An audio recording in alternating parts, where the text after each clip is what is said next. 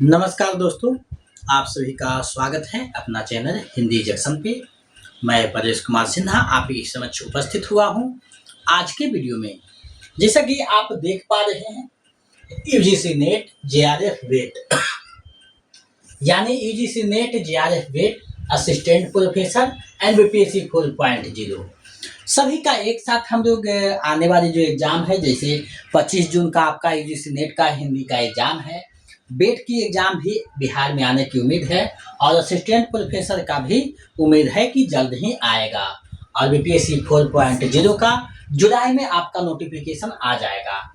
तो उसी की तैयारी को देखते हुए हम यहाँ इम्पोर्टेड पीवाईक्यू को देखने वाले हैं, यानी जो इम्पोर्टेड पीवाईक्यू है हिंदी विषय का उसी को हम लोग देख रहे हैं। अगर आप यूजीसी नेट बेट असिस्टेंट प्रोफेसर या फिर बीपीएससी 4.0 की तैयारी कर रहे हैं तो ये वीडियो आपके लिए खास है, क्योंकि इसमें हम लोग 100 महत्वपूर्ण जो प्रश्न है पीवाईक्यू है, एग्जाम में कहीं ना कहीं पूछा हुआ प्रश्न है, उसी को देख रहे हैं। तो आज हम लोग सेट 7 कर रहे हैं, यानी 7वां सेट कर रहे हैं। इससे पहले 1 से 6 तक हो चुका है। अगर आप नहीं देखे हैं तो जा करके देख सकते हैं। तो हिंदी जंक्शन पे आपका हिंदी की संपूर्ण तैयारी करवाई जाती है। आप अपने अनुसार वीडियो को देख सकते हैं और तैयारी कर सकते हैं। बीपीएससी 4.0 का लगभग तैयारी खत्म हो चुकी है क्लास, लेकिन हम लोग सेट करेंगे जो कि 4.0 में भी उपयोगी होगा। तो आप लोग वीडियो के अंत तक बने रहिएगा ताकि आप लोग जो है इसका तैयारी अच्छे से कर पाएँ। साथ ही अगर आप 4.0 का नोट्स प्रैक्टिस सेट पाना चाहते हैं तो हमारे नंबर 7261815307 पे आप 249 रुपया पेमेंट कर दीजिएगा, तो प्रैक्टिस सेट, प्रीवियस सेट, व्याकरण का नोट्स और साहित्य का नोट्स भेज दिया जाएगा। देखिए, हम जो पुस्तक का बात किए थे 50 सेट का, वो जल्द ही उपलब्ध करवाया जाएगा, लेकिन अभी पीडीएफ से आप काम चला सकते हैं। तो यहाँ हम लोग देख रहे हैं आज के प्रश्नों को। तो चलिए बिना देरी करते हुए आज के प्रश्नों को देखते हैं, समझते हैं। अगर आप हिंदी जंक्शन पे पहली बार आए हैं तो सब्सक्राइब करके बेल आइकन को दबा दीजिएगा ताकि नोटिफिकेशन आपको जाता रहे समय से। अब देखिए, यहाँ पे हम देख रहे हैं हिंदी पेपर 2। जैसे नेट में पेपर 2 में हिंदी का 100 प्रश्न पूछा जाता है, उसी तर्ज पे यहाँ पे हम लोग प्रश्नों को देखने वाले हैं। यानी यहाँ पे हम 100 महत्वपूर्ण प्रश्नों को देखेंगे जो कि आपके एग्जाम के दृष्टि से काफी महत्वपूर्ण माना जा सकता है या है। तो यहाँ पे आप देखिए, पहला प्रश्न आपके सामने है यहाँ पे, यानी टकसाली भाषा किसे कहते हैं। यानी टकसाली भाषा जो है वो किसे कहते हैं, हम आपको यहाँ पे 100 प्रश्न बताने वाले हैं, तो अंत तक बने रहिएगा। अब देखिए, टकसाली भाषा किसे कहते हैं, डायरेक्ट प्रश्न पूछा गया है। तो ऐसे प्रश्न आपको एग्जाम में आ सकते हैं, चाहे 4.0 का एग्जाम हो या फिर बेट हो या असिस्टेंट प्रोफेसर या फिर यूजीसी नेट हो। तो यहाँ देखिए, टकसाली भाषा जो है वो किसे कहते हैं। तो देखिए, इसका जो प्रमाणिक आंसर होगा वो संस्कृत भाषा को ही टकसाली भाषा कहा गया है, यानी विकल्प बी आपका सही आंसर हो जाएगा। यानी टकसाली भाषा जो है वो संस्कृत भाषा को कहा जाता है, विकल्प बी आपका सही आंसर हो जाएगा। आगे बढ़ते हैं, अगले प्रश्न को देखते हैं। प्रश्न आपके सामने है, हिंदी की विशिष्ट बोली ब्रज भाषा किस रूप में सबसे अधिक प्रसिद्ध है। यानी ब्रज भाषा जो प्रसिद्ध है वो किस रूप में सबसे ज्यादा प्रसिद्ध है, ये आपसे प्रश्न पूछा गया है। यानी ब्रज भाषा का जो प्रसिद्धि का आधार है वो क्या है। अब देखिए, यहाँ तकनीकी भाषा है, राजभाषा है, राष्ट्रभाषा है, लेकिन यहाँ क्या है, काव्य भाषा के रूप में ब्रज भाषा को ज्यादा प्रसिद्धि मिला है, क्योंकि आप लोग जानते हैं रीतिकाल के लगभग ग्रंथ जो है ब्रज भाषा में ही लिखे गए थे। तो विकल्प सी आपका सही आंसर हो जाएगा, काव्य भाषा में इसे प्रसिद्धि दिया गया है, विकल्प सी आपका सही आंसर है। आगे देखिए है, ब्रजबोली नाम से कौन सी भाषा जानी जाती है। यानी ब्रजबोली के नाम से कौन सी भाषा जानी जाती है, ये देखिए बहुत बार प्रश्न पूछा जा चुका है, आप यहाँ पे देख सकते हैं। देखिए, पंजाबी, गुजराती, मराठी है, लेकिन इसका सही आंसर क्या हो जाएगा, पुरानी बांग्ला जो भाषा है उसे हम ब्रजबोली के नाम से जानते हैं, क्योंकि उसमें ब्रज भाषा के भी कुछ कुछ शब्द वहां मिलते थे। तो विकल्प डी आपका सही आंसर हो जाएगा। पुरानी बांग्ला भाषा को ब्रजबोली के नाम से जाना जाता था। आगे देखिए प्रश्न है, खड़ी बोली कौन सी हिंदी के अंतर्गत आती है? यानी खड़ी बोली जो है वो कौन सी हिंदी के अंतर्गत आती है, ये आपसे प्रश्न पूछा गया है। अब देखिए ये जो प्रश्न है इसका सही आंसर अगर देखा जाए तो खड़ी बोली कौन सी हिंदी के अंतर्गत आती है, तो ये देखिए पश्चिमी हिंदी के अंतर्गत आती है। यानी भारतीय जो भाषा है उसमें हिंदी का जो क्षेत्र है वो व्यापक है, उसमें लगभग 5 उपभाषाएं मिली हुई है, जिसमें लगभग 18 बोलियां सम्मिलित है, उसी में एक खड़ी बोली है। तो पश्चिमी हिंदी के अंतर्गत ही खड़ी बोली का जो है रखा गया है। आगे बढ़ते हैं। देखिए यहाँ पे प्रश्न आपका है, भारतीय संविधान के अनुसार हिंदी कौन सी भाषा है? भारतीय संविधान के अनुसार हिंदी कौन सी भाषा है, यहाँ प्रश्न पूछा गया है। देखिए प्रश्न तो बहुत आपके सिंपल लग रहे होंगे, लेकिन ऐसा होता है कि जब एग्जाम में आप बैठते हैं तो जो दुविधा वाले प्रश्न होते हैं वो ज़्यादा गलत होते हैं। तो उससे बचने के लिए आपके इन सारे प्रश्नों को देखना होगा, और जो हम सेट का श्रृंखला चला रहे हैं वो बेहतरीन प्रश्नों का जो है सिलेक्शन किया हुआ है। तो आप लोग वीडियो के अंत तक बने रहिएगा अपनी तैयारी बेहतर करने के लिए। साथ ही लगभग 10 दिन के बाद हम वीडियो अपलोड कर पा रहे हैं, कुछ जरूरी काम के चलते नहीं हो पाया, लेकिन रेगुलर हम मेंटेन करेंगे कि हो। और यूजीसी नेट का कुछ कहानियों का भी वीडियो डाला जाएगा, और बीपीएससी 4.0 का स्पेशल तो चलता ही है। और वेट असिस्टेंट प्रोफेसर का जब नोटिफिकेशन आएगा तो और बेहतरीन जो है सिलेबस के अनुसार बात किया जाएगा। अब देखिए यहाँ पे भारतीय संविधान के अनुसार हिंदी जो है वो क्या है, तो हिंदी को राजभाषा के रूप में जाना गया है, रखा गया है। विकल्प बी आपका सही आंसर हो जाएगा, राजभाषा। आगे बढ़ते हैं। अब देखिए प्रश्न यहाँ पे आया है कि जनपदीय हिंदी का प्रयोग किसमें होता है? जनपदीय हिंदी का प्रयोग किसमें होता है, ये आपको बताना है। अब देखिए सरकारी कार्यालयों है, संगठन क्षेत्रों में, संचार माध्यमों में, तो जनपदीय हिंदी का प्रयोग जो होता है वो संचार माध्यमों में किया जाता है। विकल्प सी आपका सही हो जाएगा, संचार माध्यम में इसका जो है प्रयोग किया जाता है।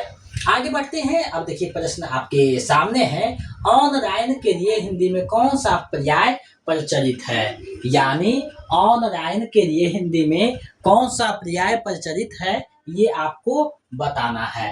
अब देखिए ये प्रश्न थोड़ा सा जटिल हम मान सकते हैं, क्योंकि आप लोग ऑनलाइन का अभी तक जो है हिंदी नहीं देखे होंगे, शायद आपको पता होगा तो अच्छी बात है।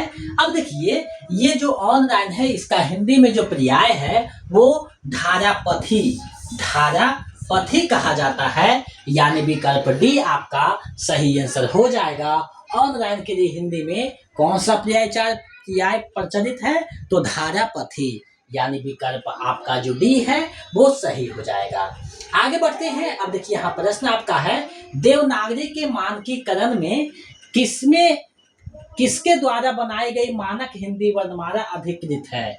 यानी देवनागरी के जो मानकीकरण है वो किसके द्वारा जो बनाई गई मानक हिंदी जो वर्णमाला है उसे अधिकृत किया गया है, ये प्रश्न पूछा हुआ है। और ऐसा प्रश्न आपको बहुत कम देखने को मिलता है, ये बहुत अच्छा प्रश्न है, पूछा जा सकता है एग्जाम में। तो ये देखिए केंद्रीय हिंदी निर्देशालय जो है उसका जो रूप है बनाया हुआ देवनागरी का जो वर्णमाला है वही जो है मानकीकृत माना गया है, अधिकृत है। यानी विकल्प ए आपका सही हो जाएगा, ए आपका सही विकल्प हो जाएगा। आगे बढ़ते हैं अगले प्रश्न की तरफ। देखिए प्रश्न आया है, अर्थ के अनुसार वाक्य के कितने भेद होते हैं? अब देखिए बहुत सिंपल से प्रश्न है, लेकिन कभी कभी इसमें भी आप लोग धोखा खा जाते हैं। तो अर्थ के अनुसार जो वाक्य होते हैं उसके 8 भेद होते हैं। विकल्प सी जो है सही हो जाएगा। लेकिन यही उत्पत्ति के अनुसार या रचना या बनावट के अनुसार बात करेगा तो 3 होगा, ये ध्यान में रखिएगा। तो ऐसे प्रश्न आपके एग्जाम में पूछे जाते हैं। आगे बढ़ते हैं। देखिए यहाँ है, हिंदी के विकास में अपभ्रंश का योगदान। हिंदी के विकास में अपभ्रंश के योगदान। अब ये जो पुस्तक है उसके लेखक कौन है, यानी ये जो पुस्तक है उसके रचनाकार कौन है आपको बताना है। अब देखिए ये जो पुस्तक है ये किनका है? तो डॉक्टर नामवर सिंह का ये रचना है। विकल्प डी आपका सही हो जाएगा। डॉक्टर नामवर सिंह का ये रचना है, एग्जाम में पूछा जा सकता है क्योंकि PYQ है। अब देखिए यहाँ है, देवनागरी लिपि का विकास किस लिपि से हुआ है? अब देखिए देवनागरी लिपि का विकास हम क्रम जो है आपको बताए थे, तो उसमें आपको बताया गया था एक क्रम। तो इसका जो विकास है विकल्प के अनुसार ब्राह्मी लिपि से हो जाएगा, यानी विकल्प ए आपका सही हो जाएगा। ब्राह्मी लिपि से देवनागरी लिपि का विकास हुआ है। आगे देखिए यहाँ प्रश्न है, जाकी रही भावना जैसी प्रभु मृत देखी तिन तैसी। पंक्ति के रचयिता कौन है? यानी ये जो पंक्ति है उसके रचनाकार कौन है? देखिए बहुत प्रसिद्ध पंक्ति है, ये जो पंक्ति है बहुत ही प्रसिद्ध पंक्ति है, एग्जाम में पूछा जाता है बराबर। तो ये जो पंक्ति है ये तुलसीदास की पंक्ति है। विकल्प ए आपका सही हो जाएगा। तुलसीदास का ये पंक्ति है, एग्जाम में बराबर आपको देखने को मिलता है। आगे बढ़ते हैं अगले प्रश्न की ओर। अब देखिए प्रश्न है, रसिक प्रिया के रचयिता कौन है? देखिए यहाँ जो भी प्रश्न है PYQ है तो अपने आप में महत्वपूर्ण है। अब देखिए रसिक प्रिया जो है ये केशव दास की प्रसिद्ध रचना है, और जैसा कि आपको पता है केशव दास की एक और प्रसिद्ध रचना है, कौन सा? रामचंद्रिका इनकी प्रसिद्ध रचना है जो एग्जाम में पूछा जाता है। तो ये ध्यान में रखिएगा, विकल्प ए आपका सही हो जाएगा। रीतिकालीन ये चारों कवि हैं। आगे बढ़ते हैं, तो किस कवि को नाभादास ने करिकार का वाल्मीकि कहा है? अब देखिए करिकार का वाल्मीकि जो है किसे कहा जाता है, ये प्रश्न भी पूछा जा सकता है। तो करिकार का जो वाल्मीकि है या फिर नाभादास ने करिकार का वाल्मीकि किसे कहा है? तो ये तुलसीदास को कहे हैं। विकल्प सी आपका सही आंसर हो जाएगा। अब आपको पूछेगा कि तुलसीदास को करिकार का वाल्मीकि किसने कहा है?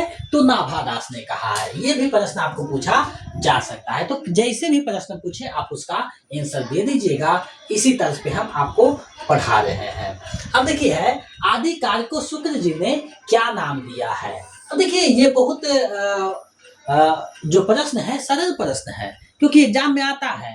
तो प्रश्न तो सरल होते हैं लेकिन कब कठिन हो जाते हैं? जब आप तनाव में रहते हैं या अचानक जो है जल्दी से प्रश्न पढ़ते नहीं है, समझते नहीं है और बना देते हैं तब। अब देखिए आदिकाल को शुक्र जी ने वीरगाथाकार नाम दिया है, यानी विकल्प डी आपका सही आंसर हो जाएगा। वीरगाथाकार नाम दिया है। आगे बढ़ते हैं। अब देखिए यहाँ प्रश्न है, आदिकाल में प्रधानतः कौन सा काव्य लिखा गया? अब देखिए आदिकाल में प्रधानता जो है कौन सा काव्य लिखा गया आपको बताना है। तो आदिकाल में जो प्रधानता जो लिखा गया है वो कौन सा काव्य लिखा गया है, ये आपका प्रश्न जो है पूछा गया है। अब देखिए ये प्रश्न जो है तो आपको जानना यहाँ पे जरूरी है। अब देखिए विकल्प में भक्ति है, नीति है, धार्मिक है, चारण है। तो नीति के तो बात वहाँ बहुत कम किया गया है, धार्मिक भी, भक्ति भी कम है। तो चारण इसका सही हो जाएगा, यानी चारण काव्य ज्यादा लिखा गया है, यानी चरण का जो वर्णन किया गया है, यानी उस समय का जो वर्णन किया गया है वो है। विकल्प सी आपका सही आंसर हो जाएगा। आगे बढ़ते हैं। प्रश्न है, पदावली के आधार पर विद्यापति कौन से कवि सिद्ध होते हैं? यानी विद्यापति का जो मैथिली भाषा में लिखा गया पदावली है उसके आधार पे विद्यापति को कौन से कवि के रूप में हम मानते हैं, यानी सिद्ध किया गया है। तो देखिए पदावली के आधार पे ये एक श्रृंगारी कवि हैं, यानी विकल्प बी सही हो जाएगा। श्रृंगारी कवि के जो है श्रेणी में रखा गया है, विकल्प बी सही हो जाएगा। आगे है, नाथ साहित्य में किसका साहित्य अधिक समृद्ध है? यानी नाथ साहित्य जो है उसमें किसका साहित्य जो है समृद्ध है? अब देखिए ये जो प्रश्न है ये बहुत अच्छे प्रश्न है, ऐसा प्रश्न आपको पूछा जा सकता है। तो देखिए गोरखनाथ का जो साहित्य है सबसे ज्यादा समृद्ध है। विकल्प सी आपका सही हो जाएगा, यानी गोरखनाथ का सबसे अच्छा है। जैसा कि आप हजारी प्रसाद देखते कहते हैं कि अगर बुध के बाद सबसे बड़ा जो है ये गोरखनाथ के बारे में सिद्ध करते हैं। तो विकल्प सी जो है सही हो जाएगा। आगे है, नई कविता के कवियों के लिए राहों के अन्वेषी किसने कहा? नई कविता के कवियों के लिए राहों का अन्वेषी किसने कहा है? तो देखिए, जो प्रयोगवाद शुरुआत करते हैं अज्ञे, उसे क्या है, प्रयोगवादी कवियों को ये राहों का अन्वेषी कहा है, यानी विकल्प सी सही हो जाएगा। अज्ञे ने कहा है, विकल्प सी आपका सही आंसर हो जाएगा। तो ये सारे प्रश्न जो है बहुत अच्छे प्रश्न है, जो कि आपको देखना चाहिए। अब देखिए, यहाँ पे एक प्रश्न आया है कि प्रयोगवादी कविता के लिए प्रयोग शब्द का प्रयोग किसने किया है? यानी प्रयोगवादी कविता के लिए प्रयोग शब्द का प्रयोग किसने किया है?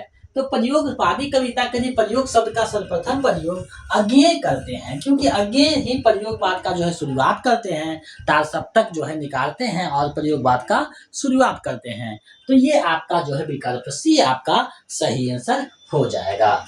आगे बढ़ते हैं अगले प्रश्न की ओर। अब देखिए है, छायावाद को स्थूल के प्रति सूक्ष्म का विद्रोह किसने कहा है? यानी छायावाद को स्थूल के प्रति सूक्ष्म का विद्रोह जो कहने वाले हैं वो कौन है? देखिए, ये प्रश्न बहुत बार एग्जाम में आ चुका है और VVI प्रश्न है।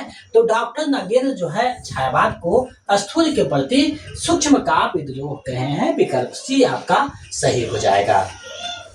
आगे है, द्विवेदी योगिन कविता का मुख्य स्वर क्या था?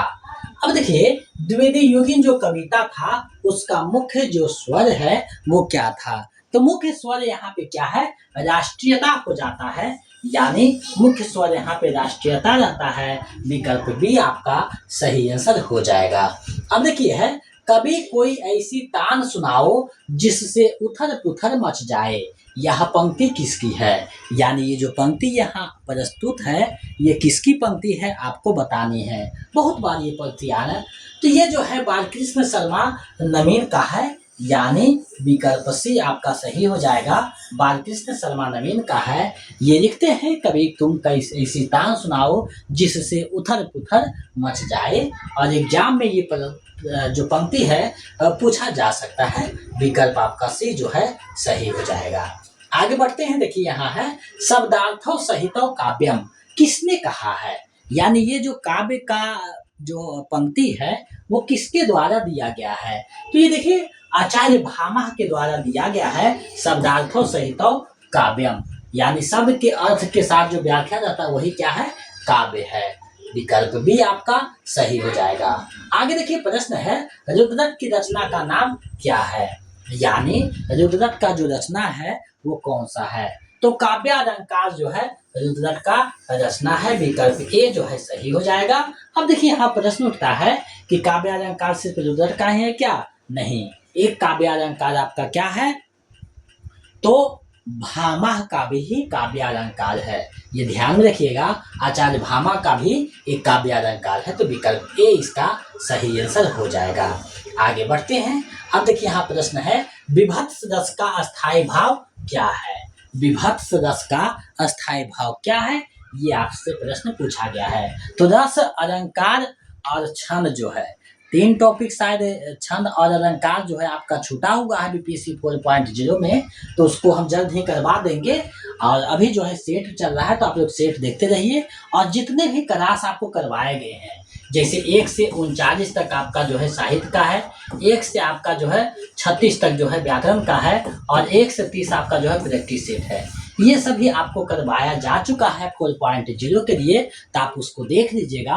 अगर आप बेट असिस्टेंट प्रोफेसर का तैयारी कर रहे हैं तो आपको भी ये वीडियो देखना चाहिए जो 4.0 के लिए पढ़ाया गया है, क्योंकि बहुत महत्वपूर्ण प्रश्नों को यहाँ दिया गया है। तो ये जो है इसका सही आंसर क्या हो जाएगा, 26 का सही आंसर विकल्प डी हो जाएगा, यानी जुगुप्सा जो है इसका सही आंसर हो जाएगा। तो जुगुप्सा इसका सही आंसर हो जाएगा। आगे है, औचित्य सिद्धांत के प्रवर्तक कौन है? यानी औचित्य जो सिद्धांत है उसके प्रवर्तक कौन है? तो औचित्य सिद्धांत जो है उसके प्रवर्तक क्षेमेंद्र हैं, विकल्प डी आपका सही हो जाएगा। क्षेमेंद्र जो है औचित्य के हैं, भामह अलंकार के हैं, वामनोदिती संप्रदाय के हैं। तो ये ध्यान में रखिएगा, 6 संप्रदाय हैं, 6 से प्रश्न पूछा जा सकता है। आगे है, काव्य में कवि व्यक्तित्व से पलायन करता है। काव्य में कवि व्यक्तित्व से पलायन करता है, यह मान्यता किस आलोचक की है? यानी ये जो मान्यता है ये किस आलोचक की है आपको बताना है। तो ये जो मान्यता है हमारे टी.एस. एलियट जी का है, यानी विकल्प डी आपका सही आंसर हो जाएगा। टी.एस. एलियट ने ही कहा है कि काव्य में कवि व्यक्तित्व से यानी अपने व्यक्तित्व से पलायन कर जाता है, यानी व्यक्तित्व से बाहर निकल जाता है। आगे देखिए है, रिचर्ड्स का मूल्य सिद्धांत किस ग्रंथ पर आधारित है? रिचर्ड्स का जो मूल्य सिद्धांत है वो किस ग्रंथ पे आधारित है आपको बताना है। तो ये जो आधारित है प्रिंसिपल ऑफ लिटरेरी क्रिटिसिज्म, ये जो है इसी पे आधारित है। विकल्प डी आपका सही हो जाएगा, प्रिंसिपल ऑफ लिटरेरी क्रिटिसिज्म, यानी विकल्प डी आपका सही आंसर हो जाएगा। अब देखिए प्रश्न है, एलियट के परंपरा की अवधारणा में कौन सी समृद्ध परंपरा अभिप्रेत है? यानी परंपरा की अवधारणा में कौन सी जो है समृद्ध परंपरा देखने को मिलती है? तो ये जो परंपरा है साहित्यिक परंपरा वहाँ पे देखने को मिलती है। विकल्प बी आपका सही आंसर हो जाएगा। आगे बढ़ते हैं अगले प्रश्न की ओर। त्रासदी किसके लिए जरूरी मानी गई है? त्रासदी किसके लिए जरूरी मानी गई है? तो देखिए त्रासदी किसके लिए मानी गई है? तो विवेचन के लिए त्रासदी जरूरी मानी गई है। विवेचन का सिद्धांत जो है वो दिया गया है उसी पे, तो विकल्प सी जो है सही हो जाएगा। कविता सहज भावों का प्रबल उद्रेक है, ये जो मान्यता है ये किनकी है? सहज भावों की प्रबल जो है, अब देखिए ये जो माना गया है ये किसके द्वारा माना गया है? तो ये हमारे विलियम वर्ड्सवर्थ के द्वारा माना गया है। विकल्प सी आपका सही हो जाएगा, वर्ड्सवर्थ का है।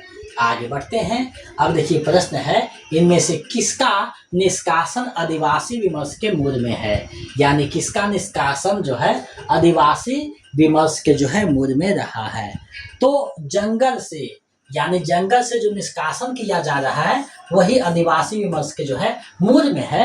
यानी जंगल जो था आदिवासियों का है क्षेत्र, अब उस पे जो है कंपनी बनाए जा रहे हैं, तो उसी को जो है जंगल से निष्कासन का जो है केंद्र में रखा गया है आदिवासी विमर्श को। जैसा कि आपको पता है कि हमारी जो आजकल की सरकार है और वो क्या कर रहे हैं, तो बहुत सारे पेड़ों को कंपनी को सौंपते जा रहे हैं। बड़े बड़े जो कंपनियां हैं उनको सौंप रहे हैं, जिससे वन की कटाई हो रही है और वहाँ जो आदिवासी का केंद्र था, उसके जो सभ्यता था, संस्कृति था, उसको नष्ट किया जा रहा है। तो वही आदिवासी विमर्श का केंद्र में रखा गया, यानी जंगल से निष्कासन किया जा रहा है, वही क्या है आदिवासी विमर्श का केंद्र में है। डॉक्टर नगेंद्र जो है देखते हैं आदिवासी विमर्श पे, तो देख लीजिएगा उनका जो रचना है उसको देखिएगा। अब देखिए एक है, दोहरे अभिशाप से ग्रस्त किसको माना गया है? दोहरे अभिशाप से ग्रस्त किसको माना गया है? अब देखिए दोहरे अभिशाप से ग्रस्त जो है वो कौन है? तो दलित स्त्री है। अब देखिए स्त्री का बात किया जाए तो सिर्फ एक का है, दलित क्या है सिर्फ एक सा है, आदिवासी भी एक से है, लेकिन दलित जो स्त्री है वो दलित का भी संताप झेल रही है और स्त्री होने का भी संताप झेल रही है। तो विकल्प क्या हो जाएगा? डी आपका सही हो जाएगा, दलित स्त्री। विकल्प डी आपका सही हो जाएगा। आगे है, अस्तित्ववादी चिंतन में किसे अहमियत दी है? अस्तित्ववादी चिंतन में किसे जो है महत्ता दिया गया है ये आपको बताना है। तो अस्तित्ववाद जहां भी आएगा वहां संघर्ष का बात करेगा। अस्तित्ववाद मतलब संघर्ष, तो विकल्प बी आपका सही हो जाएगा, संघर्ष को। आगे है, पुनर्जागरण काल के नाम से किस युग को जाना जाता है? पुनर्जागरण काल के नाम से किस युग को जाना जाता है आपको बताना है। तो पुनर्जागरण काल के नाम से भारतेंदु युग को जाना जाता है। विकल्प ए आपका सही हो जाएगा, भारतेंदु युग को जाना जाता है। आगे बढ़ते हैं, रसा उपनाम से कौन लिखते थे? रसा उपनाम से कौन जो है रचना करते थे? तो रसा उपनाम से भारतेंदु जो है रचना करते थे। विकल्प डी आपका सही हो जाएगा, रसा उपनाम से ये जो है रचना करते थे, यानी रसा उपनाम से ये जो है रचना करते थे कौन? भारतेंदु। विकल्प डी आपका सही आंसर हो जाएगा। आगे बढ़ते हैं, प्रश्न है, रामविलास शर्मा का कौन सा ग्रंथ रोहिया प्रभाव का परिणाम है। अब देखिए यूजीसी नेट का सिलेबस में देखिएगा तो एक आपको रोहिया दर्शन पढ़ना है, अम्बेडकर दर्शन, रोहिया दर्शन, गांधीवादी दर्शन। तो वही से ये प्रश्न आया है, यानी रामविलास शर्मा का जो कौन सा ग्रंथ है रोहिया का जो है प्रभाव का परिणाम है, यानी रोहिया दर्शन का प्रभाव का परिणाम है।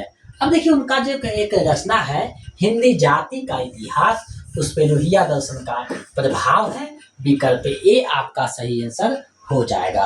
अगर आप हिंदी से संबंधित किसी भी एग्जाम की तैयारी कर रहे हैं, टीजीटी, पीजीटी, ईएमआरएस, केवीएस या फिर यूजीसी नेट बेट असिस्टेंट प्रोफेसर 4.0 की तैयारी किसी का भी कर रहे हैं, तो ये सारे प्रश्न आपके लिए महत्वपूर्ण है, क्योंकि ये सब आपका एग्जाम में पूछा जा सकता है। अब देखिए यहाँ पे प्रश्न है, डॉक्टर पीतम्बर दत्त वरथवाल के अनुसार गांधी जी ने हरिजन शब्द कहाँ से लिया, यानी पीतम्बर दत्त वरथवाल ने माना है कि हरिजन शब्द लिया है, तो कहाँ से ये शब्द लिया गया है। तो ये जो शब्द है ये कहाँ से लिया है गांधी जी ने, तो कबीर के जो रचना है यानी उसी से लिया गया है। विकल्प आपका ए जो है सही हो जाएगा, क्योंकि डॉक्टर पीतम्बर दत्त वरथवाल जो है कबीर पे अच्छा काम किए हैं। विकल्प ए आपका सही हो जाएगा। रश्मि रथी में प्रधानता किस रस का प्रयोग है, यानी रामधारी सिंह दिनकर का जो रश्मि रथी है उसमें किस रस का प्रयोग किया गया है, तो वेद रस का प्रयोग किया गया है रश्मि रथी में। विकल्प ए आपका सही आंसर हो जाएगा। आगे है अज्ञेय जी हिंदी के ज्ञानपीठ पुरस्कार पाने वाले कौन से क्रम के कवि हैं, यानी कितने हिंदी में जो दिया गया है तो कितना नंबर पे अज्ञेय जी का जो है नंबर आता है, कैमा स्थान इनको है। अब देखिए यहाँ पे बात किया जाए तो ये प्रश्न तो बहुत सरल है, लेकिन आप देखिएगा तो ये क्या है ध्यान में रहेगा तब पता चलेगा। अब देखिए 1968 में जो है आपको दिया जाता है सुमित्रानंद पंत को, फिर 1972 में दिया जाता है दिनकर को, और 1978 में जो है दिया जाता है अज्ञेय जी को। तो तीसरा नंबर का क्रम है। अब देखिए प्रश्न कैसे पूछा, आप यहाँ पे समझिए मोटो को, आपको ये नहीं पूछा कि कब दिया गया, ये देखिए क्रम पूछ लिया है यहाँ पे। तो प्रश्न यही होता है, आप जानते हुए जब तक प्रश्न को समझिएगा नहीं तब तक आप गलत बना दीजिएगा। इससे कोई भी एग्जाम देने जाइए तो आराम से प्रश्नों को पढ़ करके पहले समझ लेना है, उसके बाद जवाब देना है, तो आपका जो है गलत नहीं होगा। तो विकल्प भी आपका सही हो जाएगा। तीसरे क्रम के थे और चौथे पे महादेवी वर्मा जी थी।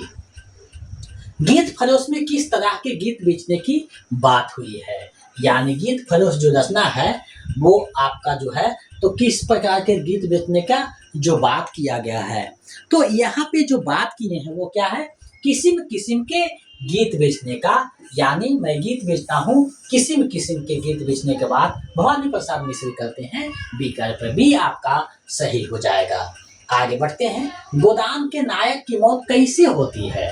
गोदान का जो नायक है यानी गोदान का नायक कौन है, तो गोदान का नायक खोज रहता है, तो इसका जो मृत्यु होता है वो कैसे होता है। अब देखिए यहाँ पे एक प्रश्न जो है जटिल बनाया गया है। तो आपको पता है कि गर्मी में सड़क पे काम करते करते होली जो है बेहोश हो जाता है और उसी में जो है इसकी मृत्यु होती है। विकल्प भी सही हो जाएगा, बेहोशी से, यानी बेहोशी से उसकी मृत्यु होती है। शेखर एक जीवनी मुख्यतः किस शैली में लिखा गया उपन्यास है, तो शेखर एक जीवनी को जब आप पढ़िएगा तो ये क्या है आत्मकथात्मक शैली में मुख्यतः जो है लिखा गया है, अज्ञेय जी का रचना है। तो विकल्प डी आपका सही हो जाएगा, यूजीसी नेट के सिलेबस में लगा हुआ है।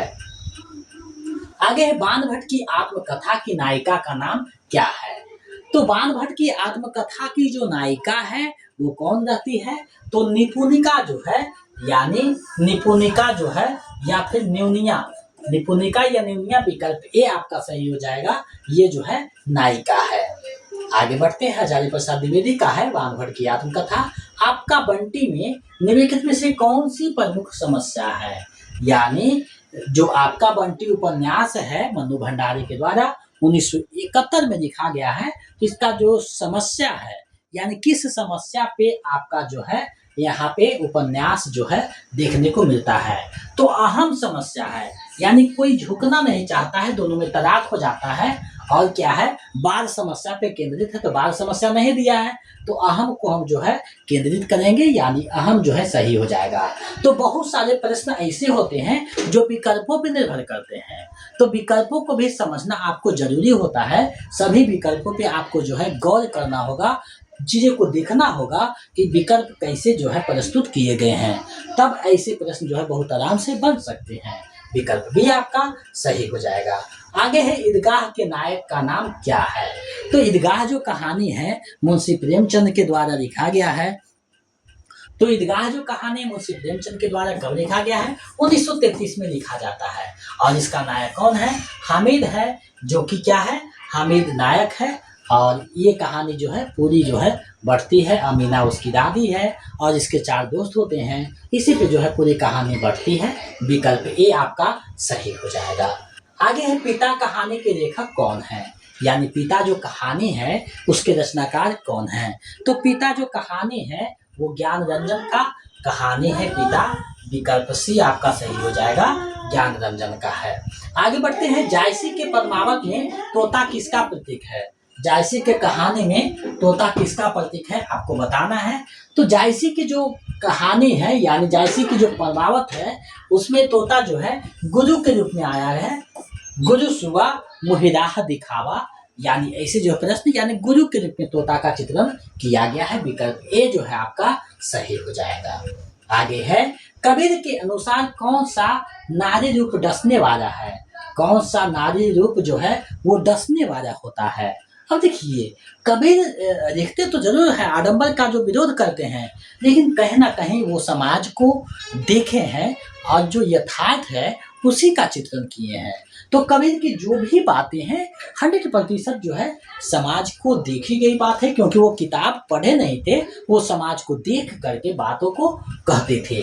तो जो कामनी रूप है, यानी जो कामनी रूप है वो क्या है, नारी का रूप डसने वाला है। आजकल देखते हैं कि बहुत सारे जगह पे क्या है, आप देखिएगा कि कहीं भी बहुत बड़े बड़े जो होटल होते हैं वहाँ रिसेप्शन काउंटर पे कामनी रूप में जो है नारियों को बैठाया जाता है, जिससे क्या है अपने ग्राहक को आकर्षित करता है। तो ये कामनी रूप है, वो डसने वाला होता है।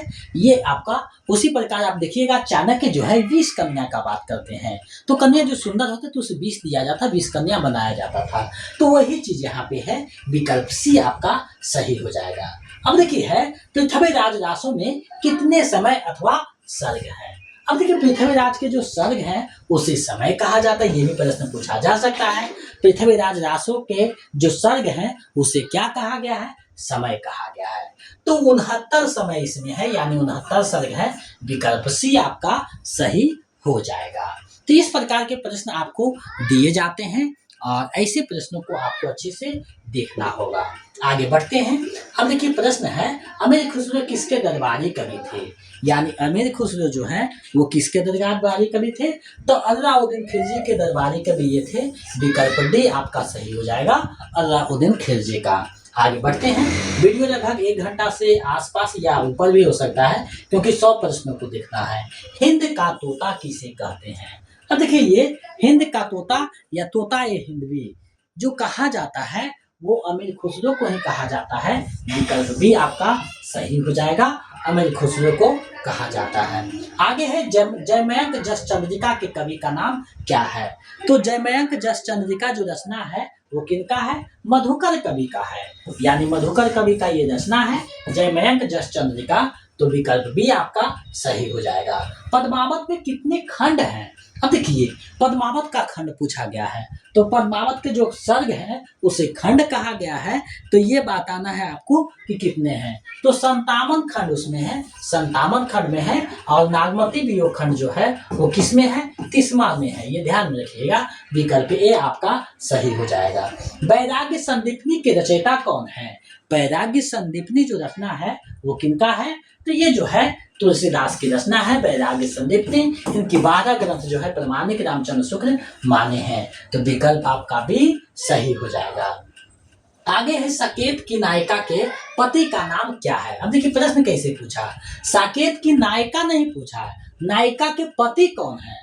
तो साकेत की जो नायिका है, मूलतः नायिका प्रधान काव्य है, तो उसमें जो है पति जो है नायिका के वो कौन होता है। तो नायिका के पति कौन होते हैं, लक्ष्मण होते हैं, क्योंकि लक्ष्मण की पत्नी जो उर्मिला है उसी पे ये जो है कहानी बढ़ती है। विकल्प बी आपका सही हो जाएगा, लक्ष्मण। आगे है सरोज स्मृति।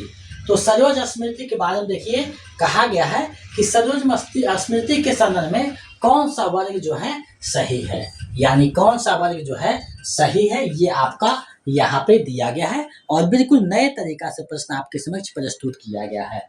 तो यह क्या है, सरोज स्मृति जो है सबसे पहले सूर्यकांत त्रिपाठी निराला की रचना है, जो उनकी पुत्री रहती है सरोज, उसकी मृत्यु पे लिखा गया है। तो सबसे पहले क्या है, अभाव आत्मजा, आत्मजा मतलब पुत्री है, माने पुत्री का अभाव है छोड़ के, और क्या है उसमें वेदना है, आत्मसंवेदना भी है, यानी आत्मसंवेदना है, वेदना है, और अभाव आत्मजा है, आत्मजा मतलब पुत्री होती है, तो पुत्री का अभाव है। विकल्प भी आपका सही हो जाएगा। ये गुरु बिल्कुल जो है सही है और बिल्कुल नए तरीका से प्रश्न पूछा गया है। आपको ऐसे भी दे सकता है कि स्मृति के समय कौन सा वर्ग गलत है, तो ये तीनों सही वाले दे देगा, एक कोई गलत आपको दे देगा। तो इस तरीका से भी पूछा जा सकता है।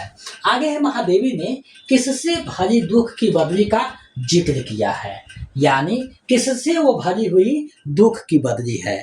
तो जब उनकी कविता पढ़िएगा तो आएगा मैं नीर भरी दुख की बदली, यानी वो नीर भरी दुख की बदली है, यानी पानी से भरा हुआ दुख का बादल का जो है जिक्र किया गया है। विकल्प ए आपका सही हो जाएगा। आगे बढ़ते हैं अगले प्रश्न की ओर। प्रश्न देखिए आपके सामने है, इसको देखिए। प्रश्न क्या है, आषाढ़ वीणा का संगीत सुनकर यह अनुभूति किसे हुई, ईर्ष्या महत्वाकांक्षा द्वेष चाटुता आदि सभी पुराने रुगरे झड़ गए। अब ये जो है ये जो आभास होता है वो किसे होता है आपको बताना है।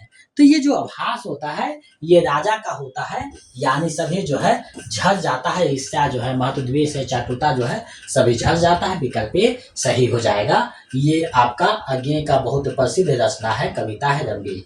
अरे यायावर रहेगा याद में अज्ञातनामा रोगिणी युवती किस स्थान से संबंधित है, यानी अरे यायावर रहेगा याद में जो रोगिणी युवती है, ज्ञातनामा रोगिणी युवती जो है वो किस स्थान से संबंधित है। तो ये जो संबंधित बताया गया है ये कुल्लू जो है, कुल्लू घाटी जो है वहां की बताया गया है। विकल्प डी आपका सही हो जाएगा। अज्ञेय की रचना है अरे यायावर रहेगा याद। आगे है, ना वह अक्लमंद है ना वक्त का पाबंद, उसे कहीं जाना नहीं मगर चेहरे पर बड़ी हड़बड़ी है। उक्त पंक्तियां किस कविता से है, यानी ये जो कविता है पंक्ति जो है वो किस कविता से ली गई है। तो ये जो कविता से ली गई है ये मोचीराम यानी सुदामा पांडे धूमिल की रचना जो है, सुदामा पांडे धूमिल की रचना है संसद से सड़क तक, उसी में एक कविता आया है मोचीराम, उसी से लिया गया है। विकल्प बी जो है सही हो जाएगा। आगे बढ़ते हैं, जिनका आधे से ज्यादा शरीर भेड़ियों ने खा लिया वे इस जंगल की सराहना करते हैं। उक्त पंक्तियां किस कविता से है, यानी ये जो पंक्ति है ये किस कविता से है। तो आकार दर्शन से ये लिया गया है, आकार दर्शन से लिया गया है। विकल्प ए आपका सही हो जाएगा। आगे है, ब्रह्म राक्षस देह को क्यों घिस रहा है, यानी ब्रह्म राक्षस कविता में देखिएगा तो देह को घिस रहा है ब्रह्म राक्षस, तो क्यों घिस रहा है, तो इसलिए घिस रहा है क्योंकि मन की मलिनता को दूर करने के लिए, पाप छाया को दूर करने के लिए और स्वच्छता लाने के लिए। तो फिर सभी हो जाएगा। विकल्प डी आपका सही हो जाएगा। 30 प्रकार के आपके प्रश्न एग्जाम में पूछे जा सकते हैं। आगे बढ़ते हैं अगले प्रश्न की ओर। अगला प्रश्न क्या है उसको हम लोग देखते हैं। अब देखिए आगे बढ़ते हैं तो प्रश्न आपके सामने है। अब देखिए, हिंदी का प्रथम ऐतिहासिक उपन्यास कौन सा है, प्रथम ऐतिहासिक उपन्यास जो है वो कौन सा है। तो हिंदी का प्रथम ऐतिहासिक जो उपन्यास है वो हृदय हारनी है। प्रथम ऐतिहासिक उपन्यास कौन है, हृदय हारनी है। विकल्प बी आपका सही हो जाएगा। आगे है, गुलबहार किस विधा की रचना है, गुलबहार किस विधा की रचना है आपको बताना है। तो गुलबहार जो है वो आपका क्या है, कहानी है। विकल्प डी आपका सही हो जाएगा। गुलबहार क्या है, कहानी है। आगे देखिए बढ़िएगा तो यहाँ देखिए एक आया है, इस कड़ी कार्य में निराशा, अंधकार में मेरा काम तू कर सकेगा तुलसी। उक्ति किसकी है, यानी ये जो पंक्ति है ये किनकी है, तो ये जो है वाल्मीकि की पंक्ति है, वाल्मीकि की पंक्ति है, विकल्प बी आपका सही हो जाएगा, वाल्मीकि की पंक्ति है। आगे झूठा सच में प्रगतिशील नारी पात्र है। अब देखिए ये जो पंक्ति है, कड़ी काल में निराशा, अंधकार में मेरा काम तू कर सकेगा तुलसी, ये कौन कर रहे हैं, तो वाल्मीकि कह रहे हैं। वाल्मीकि की इस जो है उक्ति है, यानी लिखे तो जरूर है तुलसी, लेकिन उक्ति किनकी है, तो वाल्मीकि के है, क्योंकि वाल्मीकि जो है संस्कृत में रामायण लिखे थे। तो तुलसी को ये कह रहे हैं कि जो हमने किया है वो कड़ी काल में, यानी कड़ी काल में तुम करेगा क्या, ये जो है वाल्मीकि का था। आगे झूठा सच में प्रगतिशील नारी पात्र कौन सा है, तो झूठा सच जो है यशपाल का उपन्यास है। तो प्रगतिशील नारी पात्र जो है वो कौन है, तो तारा और कनक दोनों जो है प्रगतिशील पात्र है, विकल्प सी आपका सही हो जाएगा। आगे है तुम्हारे रहते फिसाद हो गया रिचल, यह कथन तमस उपन्यास में किसने कहा है, यह जो कथन है तमस उपन्यास में कौन कहता है, तो रीजा कहती है, रीजा कहती है, विकल्प बी आपका सही आंसर हो जाएगा। तो देखिए कैसे जो है पुस्तकों से प्रश्न दिया गया है, तो इस नेट का जो भी सिलेबस है सभी एग्जाम के लिए महत्वपूर्ण होता है, इसीलिए महत्वपूर्ण प्रश्नों को आपके समक्ष में लेकर के उपस्थित हुआ हूँ, ताकि आपका जो तैयारी है बेहतर से बेहतरीन हो सके। निम्नांकित में कौन सा उपन्यास व्यंग्यात्मक उपन्यास है, यानी व्यंग्यात्मक उपन्यास कौन है, तो जब पढ़िएगा राग दरबारी श्रीराज शुक्ल का जो है वो व्यंग्यात्मक उपन्यास आपको देखने को मिलेगा, विकल्प ए आपका सही हो जाएगा।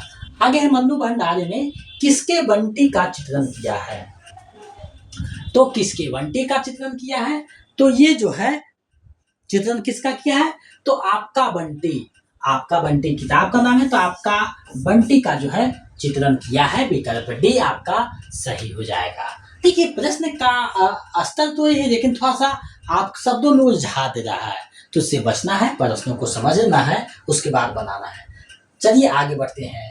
निम्नलिखित में कौन सी कहानी गुजरी की नहीं है, तो देखिए सुखमय जीवन उसने कहा था बुद्धू का काटा, ये तो है, लेकिन पूस की रात मुंशी प्रेमचंद का है, तो विकल्प डी सही हो जाएगा, क्योंकि नहीं पूछा है।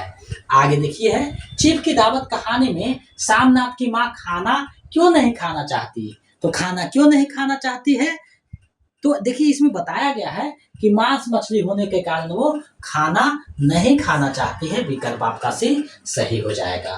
आगे है पठान मुसाफिरों के चेहरे का तनाव किस स्टेशन के आने पर ढेरा पड़ गया, तो ये जो ढेरा पड़ जाता है ये वजीराबाद स्टेशन आने पर ढेरा पड़ जाता है, विकल्प ए सही हो जाएगा। अमृतसर आ गया कहानी में ये जिक्र किया हुआ है।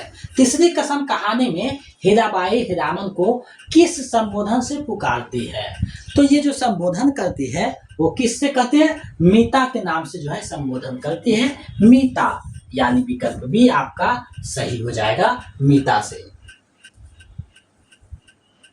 आगे है आकाशदीप कहानी में चित्रित नाव में कितने नाविक थे, तो जो चित्रित नाव है उसमें नाविकों की संख्या कितनी थी, तो 10 है, 10 नाविकों की संख्या थी, विकल्प सी आपका सही हो जाएगा, आकाश का दीप कहानी में वर्णन किया गया है। सिक्का बदल गया किस विधा के अंतर्गत आने वाली रचना है, तो सिक्का बदल गया वो जो है किस विधा के अंतर्गत आती है आपको बताना है, तो सिक्का बदल गया आपका जो आता है वो किस में आता है, कहानी है कृष्णा सोप्ती का सिक्का बदल गया, विकल्प सी आपका सही हो जाएगा।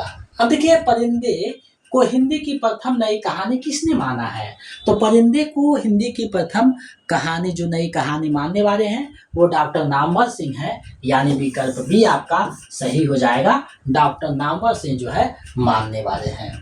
आगे बढ़ते हैं। अब देखिए यहाँ प्रश्न है भारतेंदु के द्वारा निम्नलिखित नाटकों में से किस नाटक में देशी नरेशों की दुर्दशा का वर्णन हुआ है, यानी देश के जो राजा थे उसके दुर्दशा का वर्णन किस नाटक में किया गया है, तो इनका जो नाटक है वो क्या है, विशस्य विषमोषधम, उसमें जो है ऐसा वर्णन किया गया है, विकल्प सी आपका सही हो जाएगा। देसी राजाओं का दुर्दशा का वर्णन है। आगे है, समझदारी आने पर यौवन चला जाता है, जब तक माया गुथी जाती है पुर कुमरा जाते हैं। प्रसाद के चंद्रगुप्त नाटक का उक्त संवाद किस पात्र का है? यानी ये जो संवाद यहाँ दिया गया है चंद्रगुप्त नाटक का, वो किसका है? तो ये जो संवाद है ये चाणक्य का है। यानी चाणक्य जो है समझाते हुए कहते हैं कि समझदारी आने पर यौवन चला जाता है, जब तक माला गुथी जाती है फुर जो है कुम्हला जाते हैं। विकल्प बी आपका सही हो जाएगा। आगे इनमें से कौन सा युग्म संगत नहीं है? तो देखिए संगत नहीं है आपको यहाँ पे देखना है। तो संगत नहीं है ऐसे प्रश्न जब पूछे जाते हैं तो दिक्कत होता है। अब देखिए भारत दुर्दशा भारतेंदु का है, त्याची जो है जयशंकर प्रसाद का है, दशरथ नंदन जगदीश चंद्र माथुर का है, लेकिन खबेरा खड़ा बाजार में लक्ष्मी नारायण लाल का नहीं है। तो ये आपका क्या है? विकल्प डी आपका सही हो जाएगा, असंगत है। आगे है, अध्यापक और शिक्षा जगत का चित्रण शंकर शेष के किस नाटक में मिलता है? तो अध्यापक और शिक्षक जगत का जो चित्रण है वो किस में मिलता है? तो एक और द्रोणाचार्य में देखने को मिलता है। ये यूजीसी नेट के सिलेबस में भी लगा हुआ है। तो विकल्प सी आपका सही हो जाएगा। आगे बढ़ते हैं। आगे प्रश्न है, हिंदी का एडिशन किसे कहा जाता है? तो हिंदी का अस्टेज या एडिशन जो है रामचंद्र शुक्ल किसे कहें? तो बालकृष्ण भट्ट को कहे हैं। ये आपका क्या हो जाएगा? बालकृष्ण भट्ट हो जाएंगे। यानी विकल्प बी आपका सही हो जाएगा। सॉरी, यहाँ पे प्रश्न जो है सिर्फ एडिशन बात किया गया है, एडिशन बात किया गया है, यहाँ पे ध्यान दीजिएगा। यहाँ पे एडिशन है, अस्टेज जो है वो बालकृष्ण भट्ट है, एडिशन जो है प्रताप नारायण मिश्र को कहा जाता है। विकल्प डी आपका सही हो जाएगा। प्रताप नारायण मिश्र को जो है एडिशन कहा जाता है, अस्टेज जो है बालकृष्ण भट्ट को। आगे बढ़ते हैं। यदि पद्य कवियों की कसौटी है तो निबंध गद्य की किसकी मान्यता है? तो ये जो मान्यता है ये किसी और का नहीं, रामचंद्र शुक्ल का है। ये मान्यता है। विकल्प सी आपका सही हो जाएगा। रामचंद्र शुक्ल की ये मान्यता है। आगे बढ़ते हैं। कविता क्या है? किस विधा के अंतर्गत आने वाली रचना है? तो कविता क्या है? ये जो है एक निबंध है, चिंतामणि भागवत में संकलित है, और रामचंद्र शुक्ल का निबंध है कविता क्या है। विकल्प भी आपका सही हो जाएगा। मेरे राम का मुकुट भींग रहा है मूलतः किस संदर्भ और प्रवृत्ति की रचना है? तो मेरे राम का मुकुट भींग रहा है, ये आपका क्या है? सांस्कृतिक निबंध है। विकल्प सी आपका सही हो जाएगा। विद्यानिवास मिश्र का है। विकल्प सी आपका सही हो जाएगा। फल्गुनी बयार किसके लिए निमंत्रित करती है? तो फल्गुनी जो बयार है उत्तर फल्गुनी के आसपास देखिएगा, उसमें आपका जो है प्रतिभोज के लिए जो है आमंत्रित करती है। विकल्प सी सही हो जाएगा। आगे, हिंदी साहित्य में प्रथम आत्मकथा के लेखक कौन है? तो हिंदी साहित्य में प्रथम आत्मकथा जो है बनारसी दास का है। यानी विकल्प सी आपका सही हो जाएगा। माटे की मूर्तें रेखाचित्र में कितने शब्द चित्र हैं? माटे की मूर्तें जो रेखाचित्र है उसमें कितने शब्द चित्र हैं? यानी कितने जो है संकलनों को उसमें रखा गया है? तो उसमें क्या है? 12 रेखा चित्र को शामिल किया गया है। विकल्प भी सही हो जाएगा। 12 रेखा चित्र है। देखिए कितना जटिल है। जब तक आप इस किताब को, ऑथेंटिक किताब के बारे में नहीं जानिएगा तब तक आप नहीं बना सकते हैं। तो प्रश्न तो बहुत सरल है, लेकिन उसके तरीके जो है फंसा देते हैं। तो कोई भी एग्जाम में जाने से पहले उसके सिलेबस को देखना जरूरी होता है। और यूजीसी नेट का सिलेबस का जो अच्छे से अध्ययन कर लिया है, हिंदी का कोई भी एग्जाम है आप उसको बहुत आसानी से क्रैक कर सकते हैं, ये मेरी मान्यता है। तो बाकी आप जो है वो देखिएगा और उसी के अनुसार हम जो है आपके समक्ष सेट प्रस्तुत कर रहे हैं। अब देखिए ठकुरी बाबा किसकी रचना है? तो ठकुरी बाबा जो है महादेवी वर्मा की रचना है। ये आप देखते हैं। विकल्प डी सही हो जाएगा। ठकुरी बाबा महादेवी वर्मा की रचना है। आगे है, ये कहानी यह भी निम्नलिखित में किस रचना के प्रतिक्रिया में लिखी गई है? किसकी प्रतिक्रिया में लिखी गई है? तो एक कहानी यह भी मन्नू भंडारी का है। तो ये जो है मुड़ के देखता हूँ जो आया था उसी के प्रतिक्रिया में लिखा गया है। विकल्प भी सही हो जाएगा। आगे है, बच्चन जी की आत्मकथा का प्रथम खंड कौन सा है? तो बच्चन जी की जो आत्मकथा है 4 खंडों में है।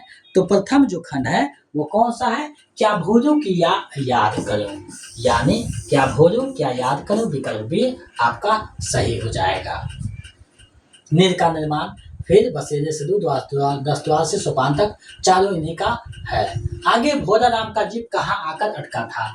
तो भोलाराम का जो जीव है वो कहाँ आकर अटका था? तो पेंशन पेपर की फाइलों में जो है अटका हुआ था, यानी विकल्प ए जो है सही हो जाएगा। भोलाराम का जीव आपके यूजीसी नेट के सिलेबस में व्यंग्यात्मक रचना है, पढ़ने का है। स्वामी विवेकानंद का धर्म राष्ट्रीयता को उत्तेजना देने वाला धर्म था। यह उक्ति किसकी है?